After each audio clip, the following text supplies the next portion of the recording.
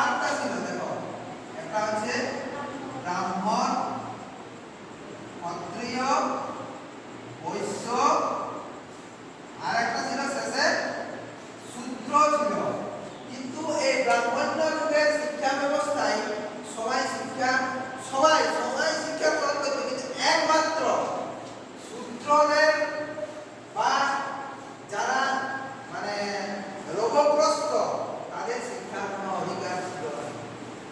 বুঝা গেল? শূদ্ররা কোনো শিক্ষা পেত নাই, নো এডুকেশন, কোনো শিক্ষা পেত না।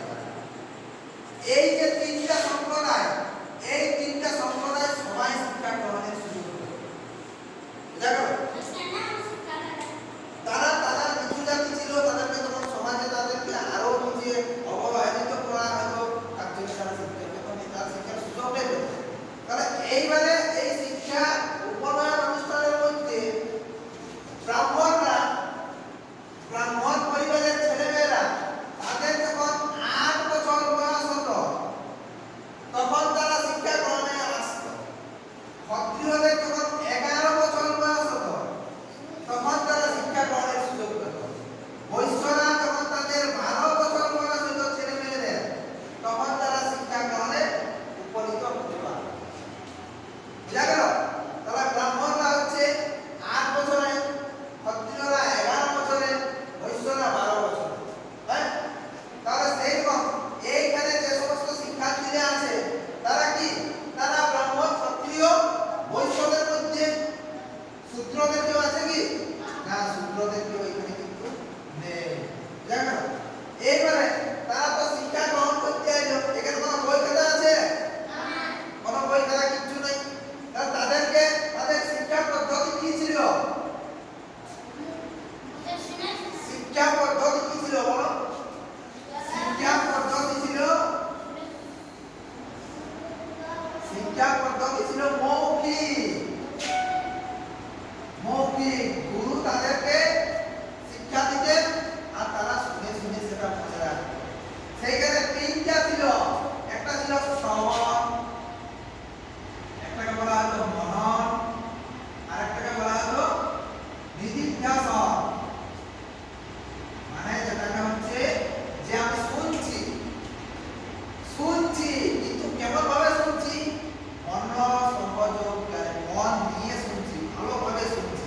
এবং নিদিধ্যাসন মানে সেটা শুনছি, সেটাকে বুঝছি, আত্মসংযম করছি, আমি নিজের মধ্যে সেটাকে অনুধাবন করার চেষ্টা করছি। তাহলে এই তিনটা, প্রথমে শুনছি, মন দিয়ে শুনছি এবং সেটাকে বুঝছি, সেটাকে একদম মনোসংযোগ সহকারে ভালোভাবে সেটাকে বুঝছি। তাহলে সেইভাবে সেই শিক্ষাটা কিন্তু মৌখিক শিক্ষা ছিল। শিক্ষার কেন্দ্রে কে আছে? শিক্ষার কেন্দ্রে আছে গুরু আছে। তাহলে গুরু শিক্ষার কেন্দ্রে থাকতে, তাহলে শিক্ষার্থীদের ভূমিকা সেখানে সেরকম কিন্তু ছিল না। তাহলে শিক্ষক বা গুরু শুনে শুনে মনে রাখবে। এবং এই যে এইখানে উপনয়নের মাধ্যমে তারা শিক্ষা গ্রহণে অংশগ্রহণ করছে। অংশগ্রহণ করার পর তাদেরকে সমস্ত নিয়ম কানুন মেনে চলতে হতো।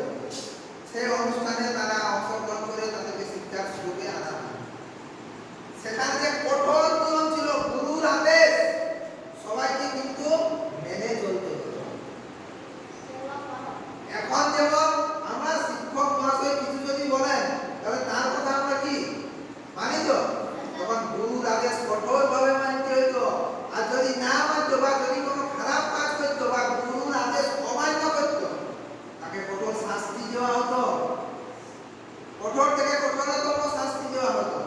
এবং এই যে সেখানে তারা শিক্ষা গ্রহণ করতো, সেই শিক্ষাটা ছিল আবাসিক ছিল। আবাসিক মানে কি? আবাসিক মানে সেখানে বাস করে তাদেরকে শিক্ষা। এই শিক্ষার সময়কাল ছিল কত? শিক্ষা সময়কাল ছিল 12 বছর। 12 বছর ধরে সেখানে শিক্ষা দান করা হতো, মানে শিক্ষা গ্রহণ করতে পারতো তারা।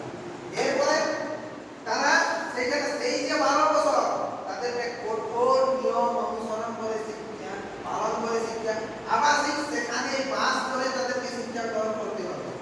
এবং সেখানে শিক্ষার সুযোগে এই যে ব্রাহ্মণ, ক্ষত্রিয়, বৈশ্য তাদের সমস্ত ছেলে, মানে সমস্ত ধরনের ছেলে মেয়ে পেত শিক্ষা অংশগ্রহণের সুযোগ। তাহলে সেখানে কিন্তু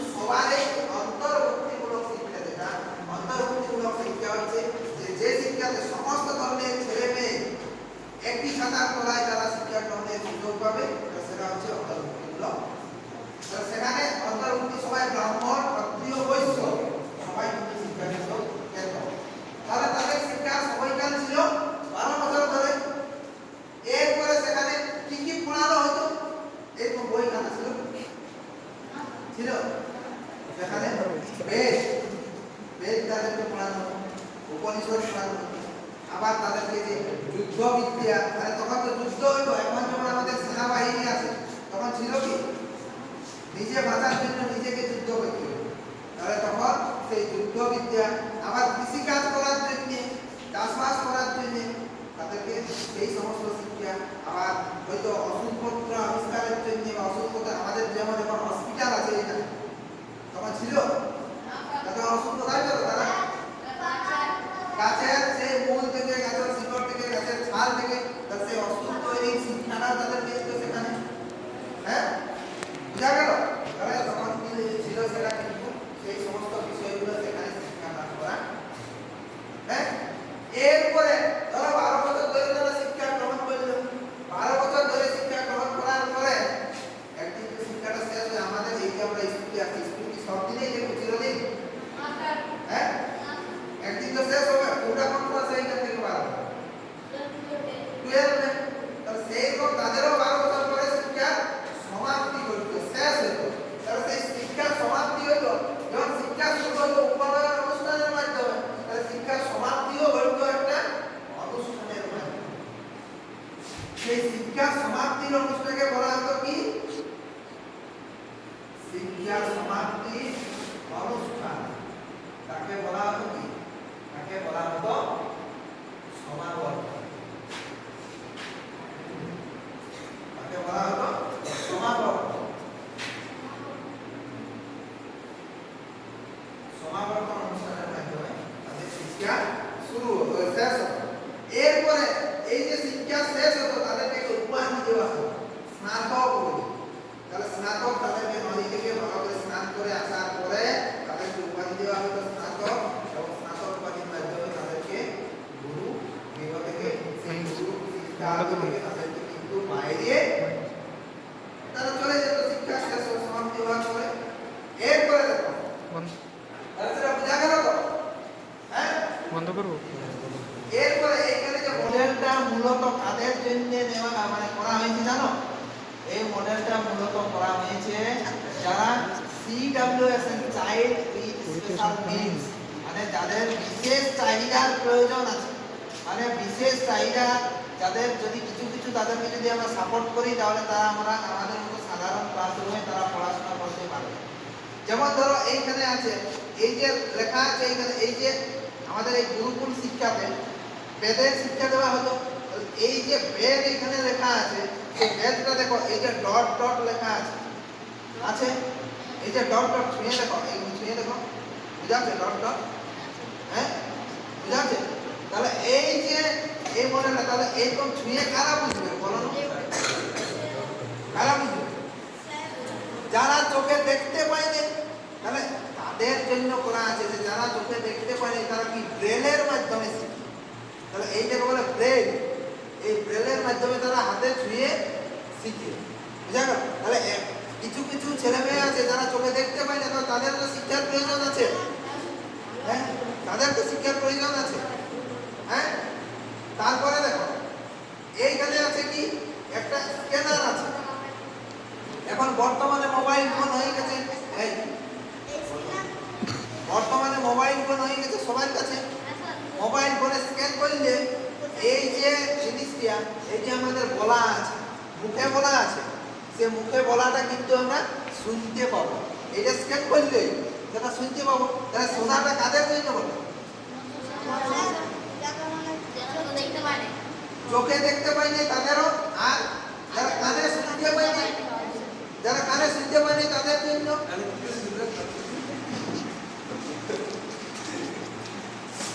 তারাকে আমি মুখে বলছি, তারা যদি সঠিকভাবে আমার আওয়াজ শুনতে না পায়, তাহলে তখন তারা কিন্তু স্ক্যান করে সেটা তারা শুনে, বা যারা দেখতে পাচ্ছে তারাও পাবে। আবার যারা হ্যাঁ, তারা স্ক্যান করে সাউন্ড বাড়ালে পাবে না। হ্যাঁ, ধরো আমার মুখের আওয়াজটা তারা শুনতে পাচ্ছে ধরো আমি তাদেরকে যারা দেখতে পাইনি আমি তো তাদেরকে ক্লাসরুমে পড়াবো, হ্যাঁ, তাহলে তারাকে কিন্তু সেখানে কি হবে, সেখানে আমি তাদেরকে শোনাতে পারি সেটা যে এই জিনিসটা তাহলে নাই হোক, তারা দেখবে, দেখে বুঝবে। এ তো দেখতে পাচ্ছে তারা, যারা শুনতে পাচ্ছে তারা তো দেখতে পাচ্ছে, তারা তো দেখে বুঝতে পারবে, হ্যাঁ, বুঝা গেল? যারা দেখতে পাই যায় মানে যারা শুনতে পাই নাই তারা তো এখানে কি দেখে বুঝতে পারছে যে এরকম এরকম পড়াশোনা, তাহলে এই মডেলটা তাদের জন্য করা আছে, বুঝা গেল? তাহলে এই গুরুকুল শিক্ষা ব্যবস্থা এখানে আমরা কিন্তু মানে যারা শুনতে পাইনি যারা দেখতে পাইনি তারা তাদের জন্য কিন্তু মডেলটা কাজে লাগছে। আমরা যেমন সাধারণ শিক্ষার্থীরা আমরা এখানে কি করছি এইটা দিয়ে বুঝতে পারছি, এরকম তারা সেখানে বুঝা গেল? তারা মডেলটা বুঝতে পারলে সবাই বুঝতে পারছে তো?